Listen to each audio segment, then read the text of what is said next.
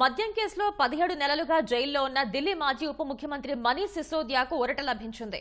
అవినీతి money laundering కేసులో supreme court ఆయనకు బెయిల్ మంజూరు చేసింది. 10 లక్షల వ్యక్తిగత పూచీకత్తుతో పాటు అదే మొత్తంతో ఇద్దరు షూరిటీలు కూడా సమర్పించాలని ఆదేశించింది. ఈ సందర్భంగా సుప్రీంకోర్టు కీలక వ్యాఖ్యలు చేసింది. బెయిల్ పిటిషన్ వేసి మనీష్ సిసోడియాను ట్రయల్ కోర్టుకు పంపడం న్యాయాన్ని అపహాస్యం చేయటమేనని అవుతుందని సుప్రీంకోర్టు పేర్కొంది.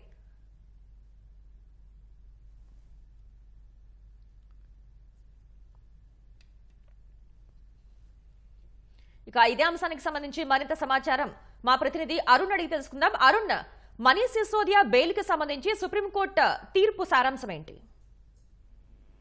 ఢిల్లీ మాజీ ముఖ్యమంత్రి అప్పటి ఢిల్లీ ప్రభుత్వంలో ఎక్సైజ్ మంత్రిగా చేసినటువంటి మనీష్ సిసోడియాకు బెయిల్ మంజూరు చేస్తూ సిబిఐ, ఈడీ, ఎన్ఫోర్స్మెంట్ డైరెక్టరేట్ నమోదు చేసినటువంటి 2 వేర్వేరు కేసుల్లో బెయిల్ మంజూరు చేస్తూ సుప్రీంకోర్టు కీలకమైనటువంటి ఆదేశాలు జారీ చేసింది.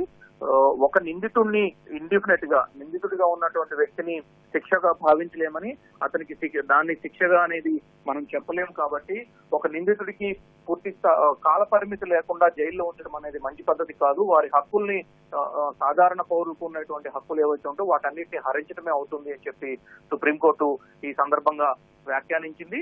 బెయిల్ పొందడం అనేది అతని హక్కు, అదే సందర్భంలో బయటికి రావాలి అనేది తన కోరిక ఉంటుందని, ఈ రెండింటిని తాము ముగించలేము అని చెప్పి, ఈ రెండింటిని మనం కిల్ చేయలేము, చంపేయలేము అని చెప్పి సుప్రీంకోర్టు వ్యాఖ్యానించింది. ఇదే సందర్భంలో 18 నెలలుగా ఉన్నటువంటి మనీష్ సిసోడియా బయటికి వస్తే కేసు తారుమారు అవుతుంది, కేసులో ఆధారాలన్నీ రూపుమాసిపోతాయి, ట్రయల్ ముందుకు సాగదు, విచారణ వేగవంతంగా సాగదు అని చెప్పి చేసినటువంటి ఎన్ఫోర్స్మెంట్ డైరెక్టరేట్, సిబిఐ తరపు న్యాయవాదులు పేర్కొన్నటువంటి అన్ని అంశాలను సుప్రీంకోర్టు ఈ సందర్భంగా తోసిపుచ్చింది. అదే సందర్భంలో 20 లక్షలతో, అంటే ఒక్కొక్కరు ఇద్దరు వ్యక్తులతో ఒక్కొక్కరు 10 లక్షల చొప్పున పూచీకత్తు ఇవ్వాలని చెప్పి సుప్రీంకోర్టు ఆదేశాల్లో పేర్కొంది. అదే సందర్భంలో మనీష్ సిసోడియా కూడా విచారణకు, దర్యాప్తుకు పూర్తి స్థాయిలో సహకరించాల్సిందేనని, ప్రతి సోమవారం దర్యాప్తు అధికారుల ముందు హాజరు కావాలని చెప్పి సుప్రీంకోర్టే బెయిల్ షరతులన్నింటినీ తన తుది తీర్పులో పేర్కొనడం జరిగింది.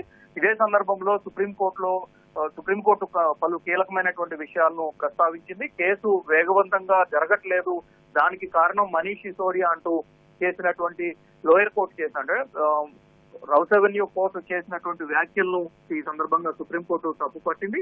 అదే సందర్భంలో బెయిల్ మంజూరు చేయడానికి అప్లికేషన్ పెట్టుకున్నటువంటి మనీష్ సిసోడియా కేసులో ఢిల్లీ హైకోర్టు చేసినటువంటి వ్యాఖ్యల విషయంలో కూడా సుప్రీంకోర్టు ఒకంత అసహనాన్ని వ్యక్తం చేస్తూ ఆ వ్యాఖ్యలన్నింటినీ, ఆ తీర్పులన్నింటినీ సుప్రీంకోర్టు కొట్టివేసింది. ఈ మొత్తం వ్యవహారంలో మనీష్ సిసోడియా ఉన్నారు అని, మనీష్ సిసోడియాని కీలకంగా వ్యవహరించారు అని చెప్పి చేసినటువంటి వాదనలో అవన్నీ ట్రయల్లో ముగించాలని, ట్రయల్లో పూర్తి చేయాలని, ట్రయల్ కి అందరూ బాధ్యతగా వహించి ట్రయల్ వేగవంతంగా కొనసాగేందుకు సహకరించాల్సిందే అని చెప్పి స్పష్టం చేస్తూ, గతంలో పలువురు నిందితులకు, అంటే మద్యం కేసుతో సంబంధం లేకుండా వేరే కేసుల్లో సుప్రీంకోర్టు ఇచ్చినటువంటి తీర్పులను కూడా ప్రధానంగా ప్రస్తావిస్తూ, ఆ కేసుల్లో పేర్కొన్నటువంటి నిబంధనలు ఇప్పుడు మనీష్ సిసోడియా వ్యవహారంలో దర్యాప్తు సంస్థలు వ్యవహరిస్తున్న తీరు చాలా విరుద్ధంగా ఉంది. కాబట్టి వాటన్నిటిని మనం పరిగణలోకి తీసుకోలేము.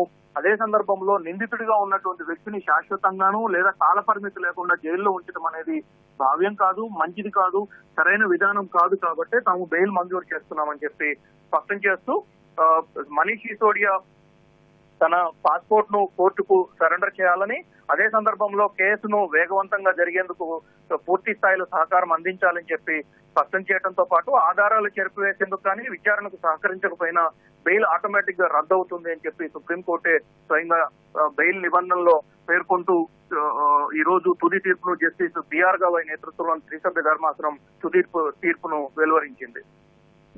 ధన్యవాదాలు అరుణ్.